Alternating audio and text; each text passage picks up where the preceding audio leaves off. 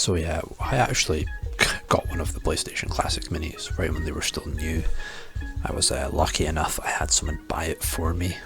So as a gift, like, you know, it was pretty cool, but to be honest, I mean, I used it quite a lot when I first got it, but I don't think I've touched that thing since at all.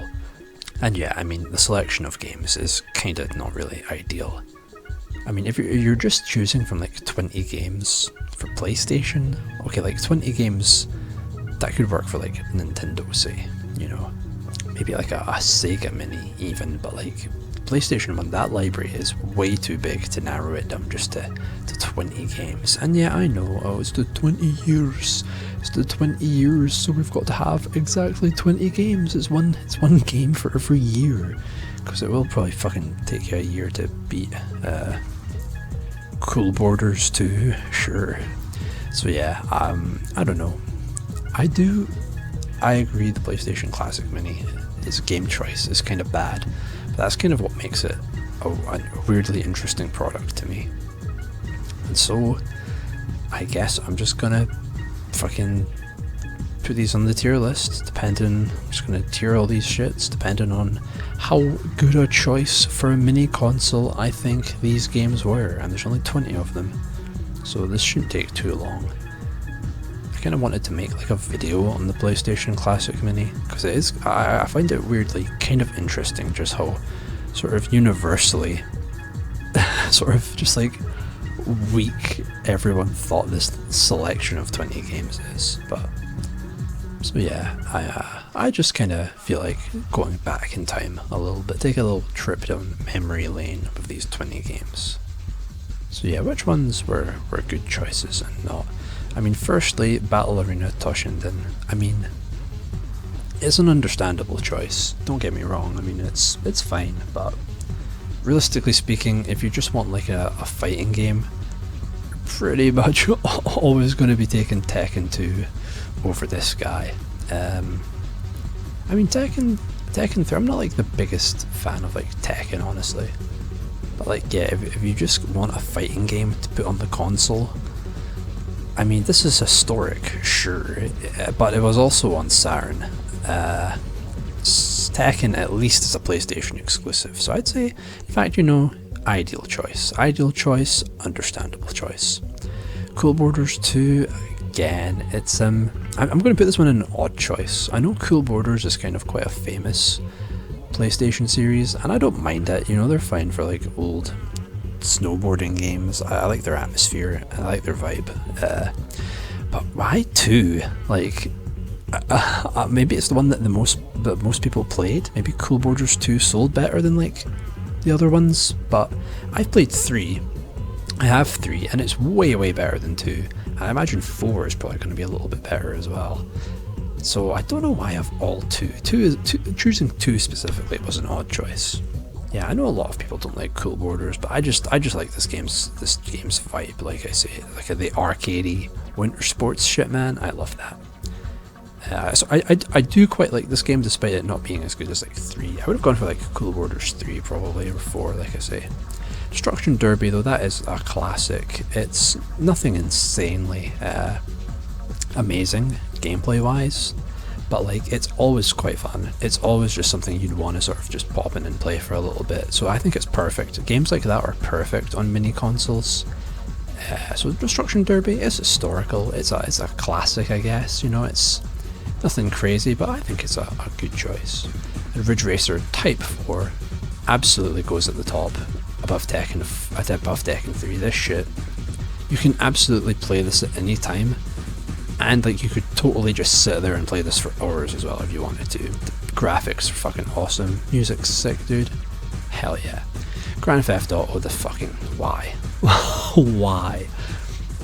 I get the historical importance. Again, this is not a PlayStation exclusive. I would imagine like if there was the PC versions of something like this would be way better. Who's sitting there playing like the original Grand Theft Auto? To be fair, like, it's a fine game, but who's gonna sit there and play it on a PlayStation, on like a mini console? It's an okay, I get the historical value, okay, it's a fine game, but just why? Intelligence Cube, see, this, the thing with like the PlayStation Classic Mini is that you couldn't really tell if they were trying to like go in for all the niche stuff like this. They sort of are, but they're also going for like the big Tekken 3. Like I feel like when you limit yourself to only 20 games, go to all big games or go to all obscure stuff. I would say this is a very good choice though, because it's a really cool puzzle game. It's a very unique puzzle game as well, and you know, it represents that kind of weird, creative, mad scientist kind of side of the PS1, so I think that's a good choice. I'm not a big fan of its gameplay, but like, I wouldn't have played it elsewhere, so as well it's here, and that just goes right down there. The game's, say what you want about the game, I like this, I love the story and the characters and the world, but I do not give a fuck for the gameplay. I don't think any Final Fantasy game is really all that fun in terms of gameplay. And 7, again, if you wanted to play 7, right, you've probably already played it. It's not a rare game, it's not like a hard to come by PS1 game, it's probably a PS1 game most people who have a PS1 or an interest in the console would have already had. I don't see this as being a good addition to a mini console. It's not something you want to boot up at any random time. You've got to be in the mood to play through a whole Final Fantasy VII, and I don't know if I usually am in that mood. So it's better than this, I would say. It's got more worth than a Grand Theft Auto, but this is not the place for a game like Final Fantasy VII, I don't think. Jumping Flash though, I'm saying fuck you. I love Jumping Flash, dude. This is going right up at the top. It's historic for PlayStation. It's historic for games. It's very PlayStation. Stylistically, I think it's extremely PS1. It's a game that like not everyone is going to have played before. I certainly didn't. This was my first time playing Jumping Flash on the Classic Mini, and yeah, honestly, it's probably the game I liked the most on the whole console. I played it through, 100%ed everything, did it twice, did the New Game Plus thing. I fucking love Jumping Flash, man. Its visuals, its music, it's just such a relaxing, bouncy little game. You can't not like. You can't look at Robert.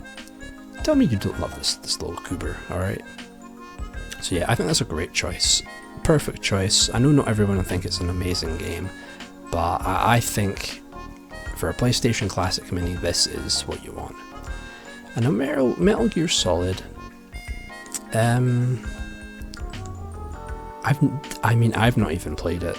I'll be totally honest with you, it's not my sort of game at all. I can just tell looking at it. But it is a game that is historic, sure, it's important. It put the PlayStation kind of on the map a bit as well. And, you know, not everyone is probably... I mean, I've not played it, so I kind of appreciate it being on here. I might eventually play it one day if I'm in the mood. I can just tell it's not going to be my sort of thing. I'm going to put it here. I think it's a solid choice overall. And Mr. Driller, similarly... You're going right up here, my guy. You're fun. I mean, you're not a PlayStation exclusive. Okay, you're not a PlayStation exclusive. You're on everything. If it breathes, it has a version of Mr. Driller that can be played on it. Alright, this game's on everything. But it is very fun, very addictive, and you will want to pop this boy in randomly. So, it works on a mini console. Good choice overall. And Oddworld? Oh no, Oddworld World Disco. It's... See, here's the thing with Oddworld. I mean, I love Oddworld. Oddworld's awesome, but I don't really think it's a good addition on the PlayStation Classic Mini. It's not the sort of thing... It's the sort of thing that if you want to play, you're going to have to go out of your way to play it anyway. So the fact it feels like it's just kind of sitting here on the Mini. I mean, don't get me wrong, I love this game. I love this dude. But it's a great game. This is not me saying it's a bad game or anything, or it's an average game. It's very special, but I just don't think it fits the Classic Mini, you know? So, in fact, I'm just going to put it here. I think TAHSHKS at least makes more sense because it's a fighting game and you can pick it up and play it at any time. Oh, I know this one's going to hurt me. Persona. Because I love Persona. I'm a big Persona fan, and I love the first Persona. I love Persona 1 and 2.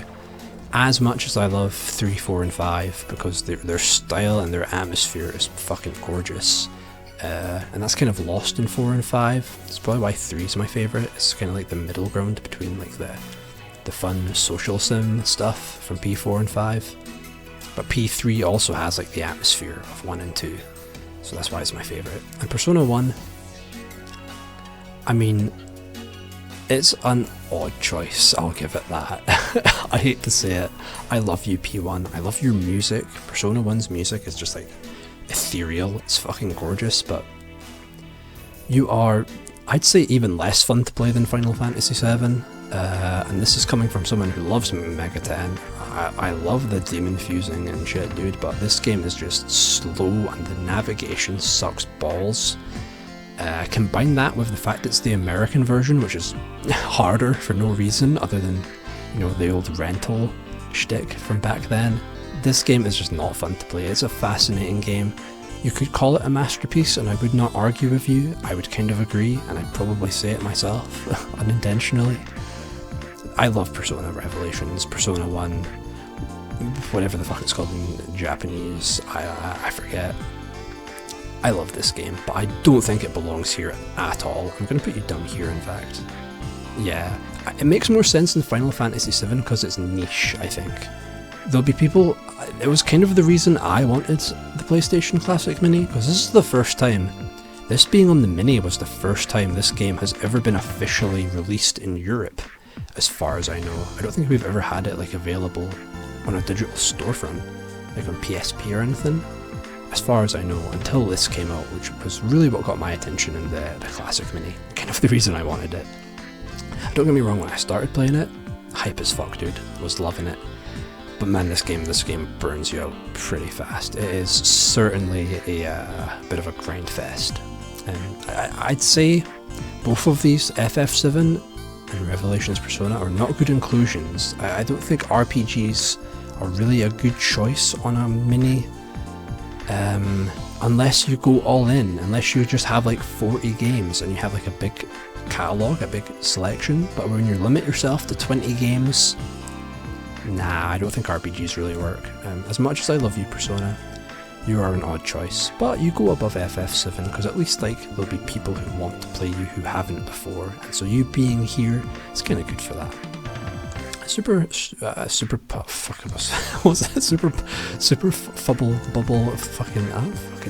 Super Street Fighter Turbo Puzzle, whatever the fuck it's called, it's fun. It's actually really good.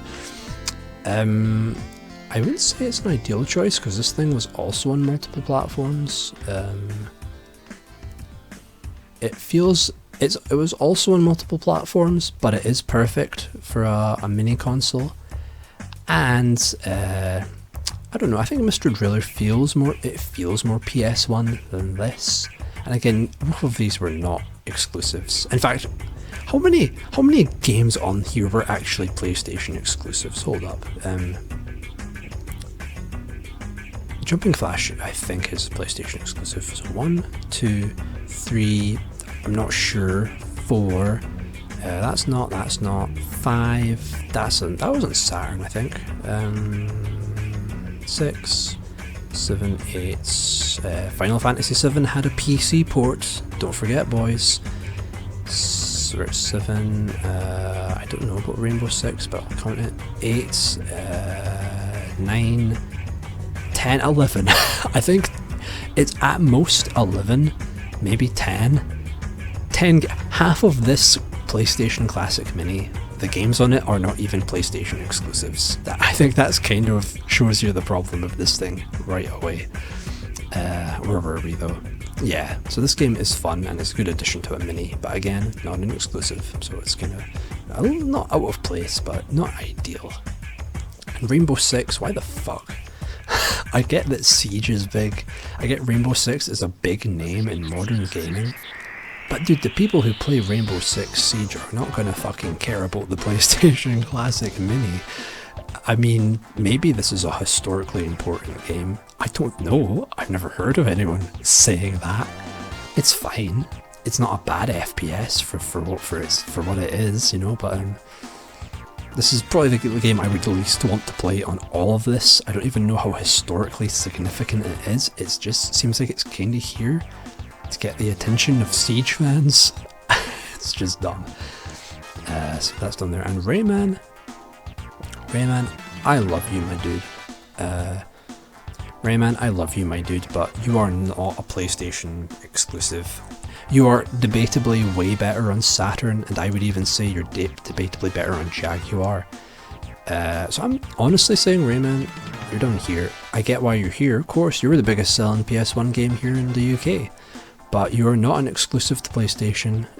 Okay, this is arguably the worst version of Rayman, I would say. Same with Resident Evil. That's not an exclusive. That came out on Saturn, right? This came out on tons of things, Resident Evil. The Saturn version, again, is arguably better because it came out a little bit later and has slightly different content. The load times might be worse on Saturn, but I think the Saturn's controller is a lot more comfy for a tank control game. So this is going to understandable as well, but I would not say it's a good choice. These two, they're great games, but they don't belong here, I don't think. And Siphon Filter, who gives a fuck? You're kind of interesting, sure. You're kind of interesting. You're an interesting, I guess, mechanically complex game for the time, but who fucking cares about Siphon Filter, bruh? Twisted Metal, I mean, you're fun, actually. You're kind of mindless fun. You're a PlayStation exclusive, I believe. You were there early on. You are a classic. Yeah, fuck it. This is actually going up like here. Good choice. It's not like amazing gameplay. It's not going to like hold you over for hours, but I think it's fun. I like its style. I like its edge. Yeah, it's a pretty good choice. And then lastly, yeah, Wild Arms. I'm just going to fucking put this here, honestly. Yeah. Wild Arms, I mean, again, it's kind of just the same thing as Revelations Persona. It's a fine game, sure. It'll have its fans. I like what it's going for with like its Western setting. It's really cool. But if you're gonna go like try and be like the crowd pleasing the niche crowd, then why the fuck is like Rayman and Resident Evil here? It just does not make sense. Yeah, I'm putting all the RPGs are basically going together because I feel the same. I just feel like an RPG does not belong on a mini console, you know. I appreciate it's more niche. That's why it's above FF7, but still, like I say, I don't think anyone really was mad to play Wild Arms. I was interested that Wild Arms was on the mini, but I was not really paying it that much attention, to be honest. So there we go. That's how I would rank all of the PlayStation Classic mini games based on how good an inclusion on a mini they are.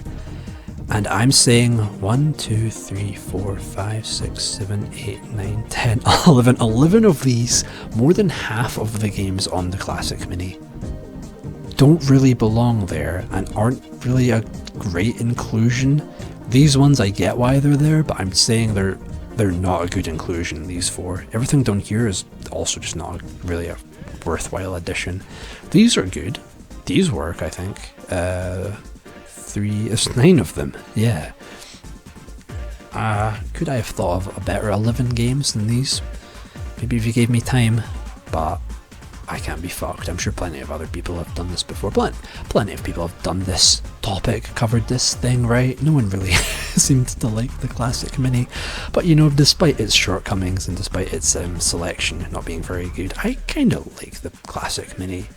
It's not the worst mini console, but I feel like, I don't know, it just kind of exists. There's something like the Neo Geo Mini. I know a lot of fans don't like it, but it's Neo Geo. It's kind of putting out something that's not really available very readily. For all these games, dude, there are better ways to play them than on a dinky ass little grey box. So, as much as I love the PlayStation Classic Mini, and I love quite a few of the games on it, I will say it was, yeah, arguably one of the stupider things that Sony has put out, I guess.